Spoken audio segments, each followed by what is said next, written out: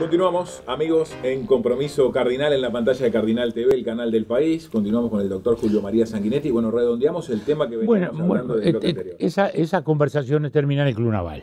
Ahí está. Donde está el Partido Colorado, el Frente Amplio y la Unión Cívica, con el doctor Chiarino. Desgraciadamente no logramos que el Partido Nacional estara. Hubo dos estrategias distintas, como se ha aplicado más de una vez en esta situación. El Pacto del Club Naval es el que nos lleva a la ratificación del cronograma que habían fijado los militares. Pues nosotros decíamos, no nos podemos apartar, ya que ellos dijeron que va a haber una elección en noviembre del 84, no perdamos de vista eso.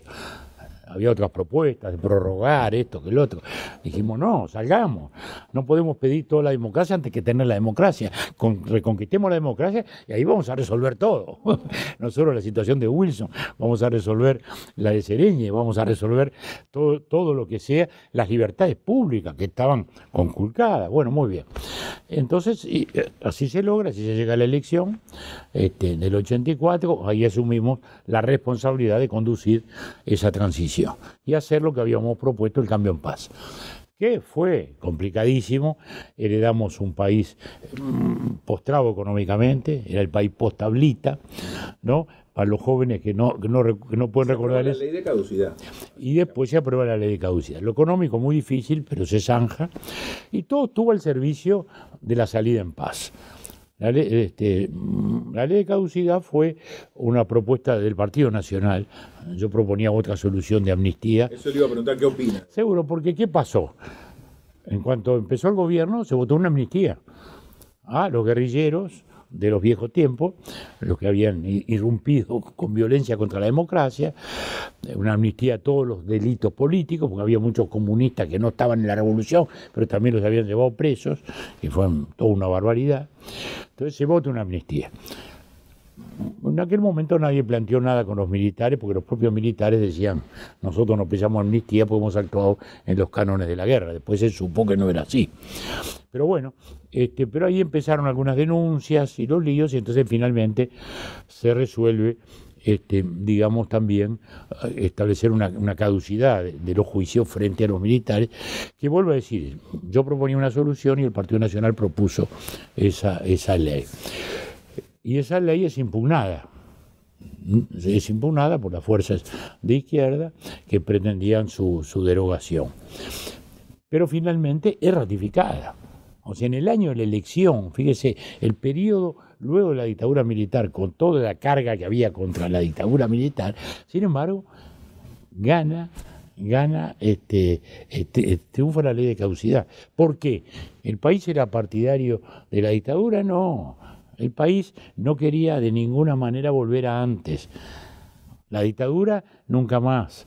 Lo de antes tampoco, nunca más. Y esa fue la razón por la cual salió. Porque además estaba viendo en la televisión lo que pasaba en Argentina, que eran sublevaciones militares, sublevaciones guerrilleras, de todo. Y todo eso ha sido muy discutido. Y es natural que sea discutido. Lo que es incuestionable son dos cosas. La primera, que las dos amnistías cumplieron su resultado. Hubo paz, a diferencia de la Argentina, en que hubo sublevaciones militares y sublevaciones guerrilleras. Acá no hubo más sublevaciones. O sea, las discutidas amnistías lograron su propósito. Segunda cosa que no es discutible tampoco, es que el pueblo estuvo de acuerdo. Por algo ratificó la ley de caducidad y por algo 20 años después la volvió a ratificar. De modo que eso fue una salida, y una salida que cuando uno la compara con Argentina, llena de turbulencias, con Brasil y con Chile. En Chile, fíjese que se llevó la democracia y el comandante en jefe del ejército seguía siendo el dictador, ¿no? Era surrealista. Los días de fecha patria revistaba el presidente Elwin, un gran líder de la democracia cristiana, electo por el pueblo, con el dictador a la derecha, en el jeep, ¿no? Era surrealista. Acá salimos impecablemente, sin ningún condicionamiento. Y eso abrió un espacio nuevo al país, donde todos participaron, donde nadie quedó afuera, y eso creo que fue la demostración del éxito, digamos así, de ese camino emprendido por el Uruguay. En ese momento, liderando un gobierno de coalición, ¿no? Luego, en el segundo periodo que usted fue presidente, también liderando un gobierno de coalición, y ahora se puede decir que vuelve a la actividad política promoviendo un gobierno de coalición. Bueno, sí, el primer periodo quisimos hacer una coalición, Wilson no quiso, pero sí aseguró lo que él llamó la gobernabilidad. Y patrióticamente nos ayudó en todos los líos que tuvimos de crisis bancaria, etcétera, etcétera. E incluso en el tema militar con la ley de caducidad. O sea que Wilson, nadie puede dudar de su patriotismo de ese punto de vista. Luego vino el gobierno de la calle, que hubo un gobierno de coalición, y luego vino la segunda presidencia nuestra, que fue un gobierno de coalición muy estable, que es el que nos permitió hacer grandes cosas. Salvar la seguridad social, reformar la seguridad social, con la historia laboral, con las AFAP, introduciendo una nueva modalidad de ahorro voluntario, etcétera, etcétera, etcétera. Nos permitió liquidar la inflación. Llevamos 50 años de inflación. Cuando nosotros entramos había 44%, terminamos con 4%. Eso fue posible por una coalición firme, que nos permitió hacer la reforma de la educación, nada más ni nada menos, que fue revolucionaria para su tiempo, ¿no? Primera vez que en el interior se instalaron centros de formación docente, que se instalaron bachilleratos tecnológicos, también en el interior. Es decir, fue una ley muy, muy importante, la ley de educación. Bueno, ni hablemos de las escuelas de tiempo completo y los preescolares, que se multiplicaron prácticamente por 3 el número de los niños que entraban allí, los de 4 y 5 años. Esto fue, luego los 15 años de hegemonía del Frente con mayoría absoluta, nos olvidamos de que los gobiernos eran coaliciones. Y por eso, desde hace 1 año y medio en que nos lanzamos a la vida política, por la situación del Partido Colorado, que estaba muy mal en ese momento. Es lo que lo llevó, digamos, a... Naturalmente. El Partido Colorado había tenido 2 elecciones con Pedro Bordaberry como candidato, con el liderazgo de Pedro, pero luego, en cierto momento, resolvió no hacer más política y salió de la escena, y no se había producido una rotación o una... Tal, y el partido empezó a caer. Entonces, cuando estábamos, según la encuesta de cifras, que el otro día la volvió a publicar, en 4%, bueno, me viene a ver un conjunto de gente del interior, encabezada por la gente de Rivera, el intendente, etcétera, el diputado Paysandú, Berri, el diputado Maldonado Cardoso, bueno, ni hablemos los de Tabaré Viera y Marno Osorio, que eran los de Rivera, en fin, y mucha otra gente, digamos. Entonces, Tabarecito Jaque, la gente de Canelones, me dice, mirá, si vos no nos vertebrás, esto no camina.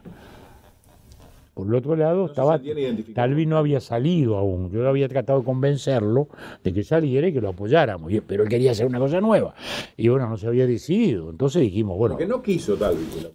Como que no quiso Talvi. No, saque el cómo. Él no quiso porque quería hacer una cosa nueva. Bueno, finalmente uno tiene que respetarlo, cada uno hace lo que quiere, la libertad es libre, ¿no? Bueno, entonces ahí nos lanzamos. Todavía dije, no hablen de candidatura porque yo no quiero ser candidato. Vamos a tratar de encontrar otra solución. Y ahí nos largamos. Y desde el primer día, en el barrio sur en Montevideo y en Las Piedras en Canelones, que fue donde arrancamos, en Canelones, dije 2 cosas. Una, ¿por qué nos lanzamos con este sector ballistas? Nos largamos porque primero tenemos que volver a que el Partido Colorado sea relevante y decisivo electoralmente. Y yo diría a esta altura que claramente eso se logró, porque el Partido Colorado es decisivo electoralmente. Y en segundo lugar, instalar la idea del gobierno de coalición, que entonces nadie hablaba. Es más, yo me fui a visitar a los 2 líderes blancos, al doctor Lacalle Pou y al doctor Arañaga, a decirles, mire, yo me lanzo por estas 2 cosas. Para recuperar a mi partido, ayudar a recuperar a mi partido, y en segundo lugar, para que pensemos todos desde ya en un gobierno de coalición. Y eso fue lo que se fue instalando, y hoy nadie duda de que el próximo gobierno de alternativa al Frente Amplio tiene que ser un gobierno de coalición en el cual los partidos con madurez y con sentido de compromiso democrático y patriótico, diría yo, establezcamos claramente cuál es el común denominador de nuestra propuesta para salir a rescatar al país, de la crisis de seguridad que tiene, que es enorme, para salir del estancamiento que tenemos hace 4 años y volver a generar el empleo que hoy es tan esquivo. En tercer lugar y fundamental, para volver a retomar aquel espíritu de la reforma de la educación de la cual hemos estado hablando, que se había ido desarmando porque el Frente Amplio le parecía, respondiendo a unas gremiales muy conservadoras de la educación, que todo aquello estaba mal y tal y igual. Muy bien, ahora, después que llegaron al gobierno, reconocieron muchas cosas, no todas, pero sí, como la escuela de tiempo completo, por ejemplo.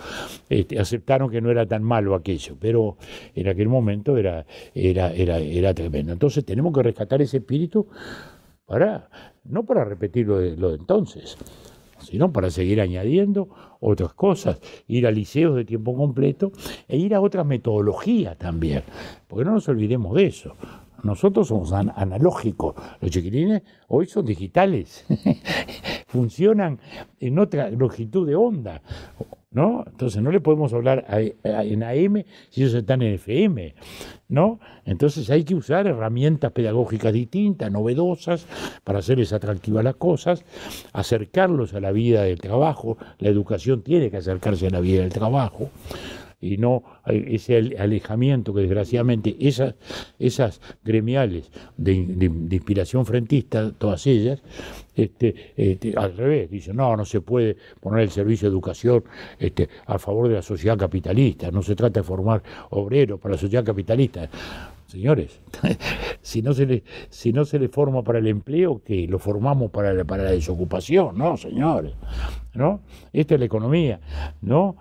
Y es la economía que hay en el mundo occidental, y es la que más gente de la pobreza ha sacado. La economía socialista fracasó rotundamente en todos los países donde se aplicó o donde todavía se aplica, ¿no? ¿Verdad? Mira el desastre de Venezuela. Bueno, entonces, estas son las cosas fundamentales de las cuales se puede hablar. La inserción internacional del país también, ¿no? Fíjese, eso es fundamental. Nosotros, por ejemplo, estamos hoy mal con el gobierno de Brasil. No podemos estar mal con el gobierno de Brasil. Nos puede no gustarnos el señor Bolsonaro, pero ministros del gobierno hablaron antes de la elección y después de la elección, no hace mucho, el ministro de Defensa, en contra del gobierno Bolsonaro. Resultado, llegó Bolsonaro, ganó la elección, fue a Chile, fue a Argentina, fue a Paraguay, el Uruguay no existe. Doctor, ¿le propongo una pausa?